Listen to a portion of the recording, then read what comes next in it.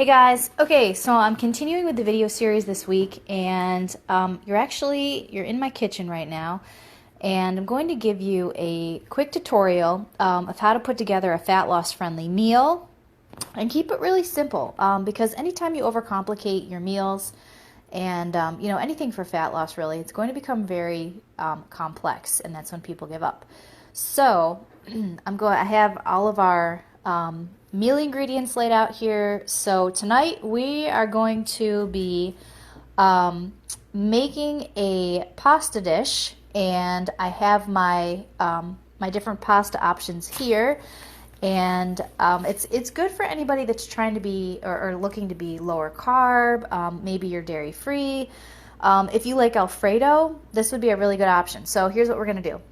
So first we're going to talk about the pasta options. So we got a couple options here.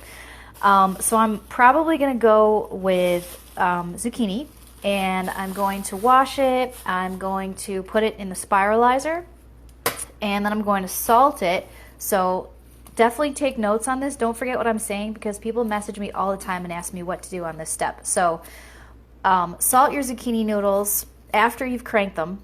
Put them in a bowl. Put like a tablespoon or so of salt in there, maybe less if you don't have as much. Put it in a colander and let the water drain out, because it's going to pull the water out of the noodles so they don't get soggy. Because when you go to boil them, people's biggest complaint is that the noodles get soggy and then you can't eat them because they're mushy. So salt them first. After they've been salting for 20 minutes, kind of shake them around, the water will drain out. Then you're going to flash boil them for about a minute, maybe two, depends on how you like it. So if you don't want to use zucchini and you don't have a spiralizer, these are some other options. So I've really been liking this brand, and I got it at Wegmans, and it's a rotini, and it's just made out of green lentil, cauliflower, and parsnip. If you're watching your carbohydrates, it's a little bit higher, so that's just a consideration, but it is higher in fiber, which is a big plus. And you can see there's some plant protein in there too. I've been using this as a carb option a lot lately. They have a couple different types. Didn't like the green type. The green type was not my favorite. It was like kale and broccoli, and I will eat anything pretty much, but not that. That one was not my favorite. So they also have this in sweet potato and beets and things like that too. So this is another good option. This is a red lentil penne pasta. And you can kind of see, oh, wrong side. Here's a recipe, but we're not following that one. So we've got red lentil flour, organic brown rice flour, and it's a little lower in fiber, but about the same carb load. So it just depends on what you're trying to do with it. So these are your options. So like I said, I'm going to be going with the spiralized zucchini tonight. You could use any of these options. It just depends on what your goals are. So less carbs, more carbs and more fiber, and more, veggie based. This is more carbs, less fiber, and you get a little bit of grain in here too. So it just depends on what you're going for.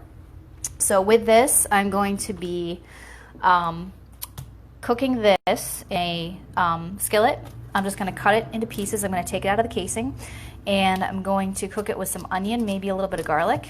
Then the next step is I'm going to flash boil the noodles.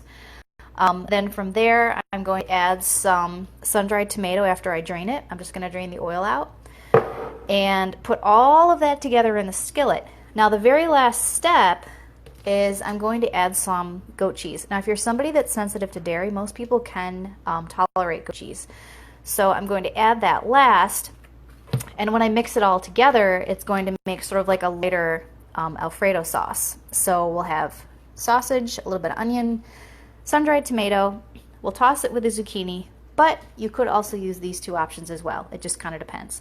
So I'll show you the nutritional facts on here. Not too bad. Goat cheese is creamy. You can do a lot with goat cheese. We really won't need very much of this at all. We'll probably use the whole container. So that's it. It's super simple. It's not overly complicated. We're probably eating in maybe 30 minutes, maybe 40, 45. Doesn't take long at all. And this is just some stuff we found at the grocery store. So I picked this up because it was reduced for quick sale, and then I just built a meal around it. So it's not that difficult.